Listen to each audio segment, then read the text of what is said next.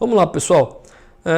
Qual é o nosso caso teórico de hoje, né? Então será analisado um caso teórico em uma linha de produção composta por 5 recursos. Então a gente pode ver aqui embaixo, temos aqui o recurso 1, o recurso 2, o recurso 3, o recurso 4, o recurso 5.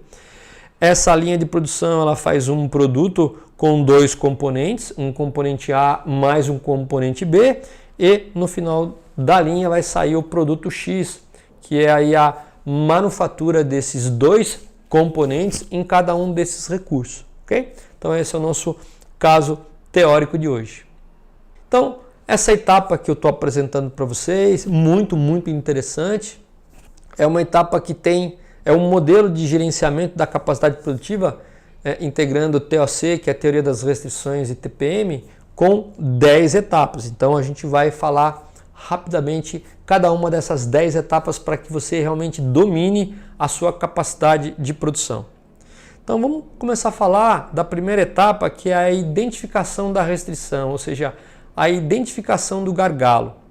Então, pessoal, aqui já tem uma planilha do exercício. Então vamos lá.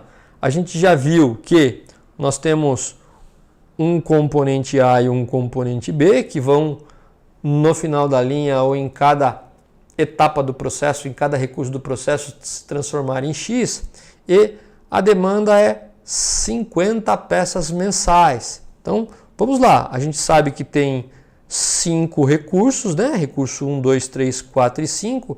E aqui está o tempo de ciclo por recurso. Então, por exemplo, a peça A no recurso 1, ela gasta 1 hora. No recurso 2, ela gasta 3 horas.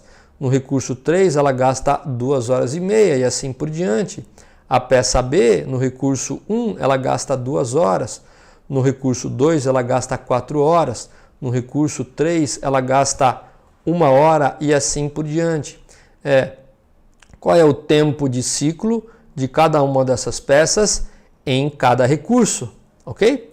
Então, esse é o tempo de ciclo. Então, qual que é a demanda mensal? Se eu vou ter que produzir 50 peças no recurso 1 e 50 peças do componente A gasta 1 hora, então no final das contas eu vou precisar o quê? De 50 horas, que é 50 do componente A vezes 1. E quanto vai demandar o componente B no recurso 1? 50 vezes 2, que dá 100 horas. No recurso 2, são 50 vezes 3 horas, 150, ou 50 vezes 4 horas, que dão 200. Então, quando eu multiplico a quantidade mensal pelo tempo de ciclo, eu sei exatamente quantas horas é demandada no recurso 1, 2, 3, 4 e 5 para cada componente produzido. Dessa forma, eu tenho no recurso 1, 50 mais 100, eu tenho uma demanda total do recurso 1 de 150 horas, do recurso 2 de 350, o 3 175, o 4 100 e o 5 150. Isso é o que vai demandar em termos de hora se essas peças passarem por esses recursos com esse tempo de ciclo, ok? Vamos lá. Qual que é a próxima etapa depois que eu verifiquei quanto vai demandar da minha linha em termos de recurso aquelas peças que vamos trabalhar? Eu preciso pegar então as componentes do OEE, né? Então você tem aqui as componentes de disponibilidade, que é o índice de tempo operacional, né? Nesse IROG, que é a mesma coisa de OE. Você tem a componente de performance, que é o índice de performance operacional, e o índice de produtos aprovados, ou seja, a componente de disponibilidade, performance e qualidade de cada recurso. Nesse caso, cada operação, ou seja, cada recurso, tem as 3 componentes do OE.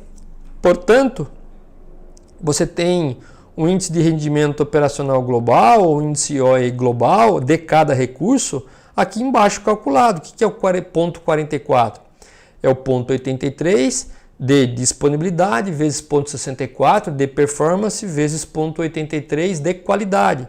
me dá aqui um OE final de 0,44 no recurso 1, 0,51 no recurso 2 e assim por diante.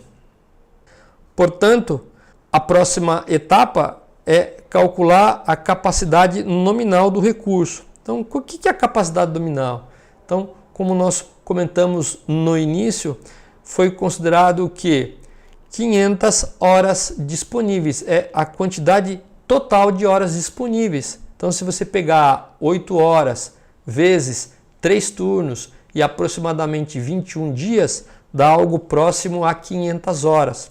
Então, é a sua capacidade nominal aqui do recurso, mesmo que você não trabalhe aí 3 turnos. Eu vou chegar daqui a pouco numa observação importante em relação a isso.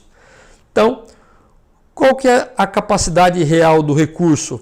Você tem aqui as suas 500 horas disponíveis, que é aquilo que eu expliquei para você, 8 horas por turno, vezes 3 turnos, vezes aproximadamente 21 dias, e multiplicado por 0,44, que é o seu OE, você vai ter 220 horas.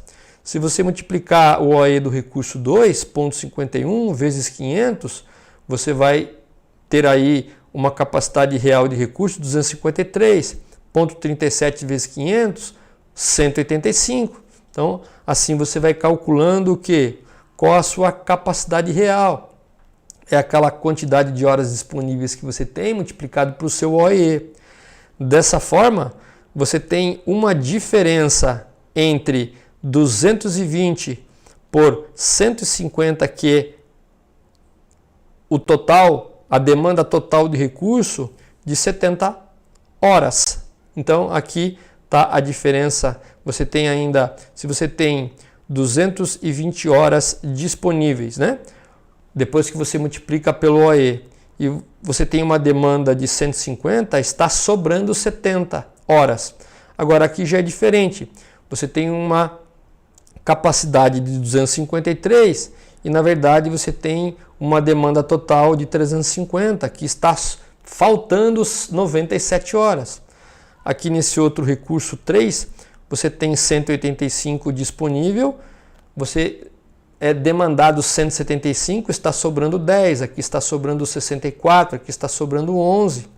Portanto, a operação 2, ou seja, o recurso 2, é o seu recurso restritivo.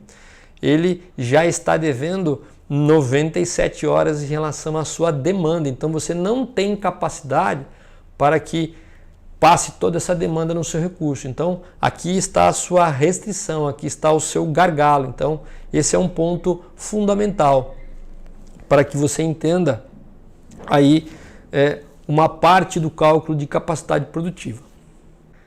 Então, naquela operação, em função desses cálculos, você já identificou que a operação 2 é a sua operação restrição, a sua operação gargalo.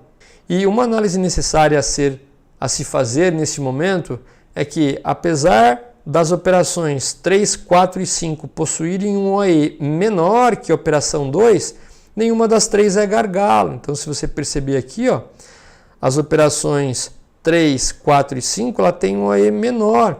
Só que como ela tem mais horas da tabela anterior, o tempo de ciclo é um tempo de ciclo menor. Então, realmente ela consegue ter uma disponibilidade melhor em relação às horas. Então, não é o caso do recurso 2. Então, aqui só uma ilustração que nem sempre um OE maior define a capacidade produtiva de uma determinada linha. Então, aqui é mais para ilustrar que mesmo o recurso 2 tendo um OE maior do que as demais, ele acaba ainda sendo uma restrição. Então, está aí o primeiro passo, que é identificar o gargalo.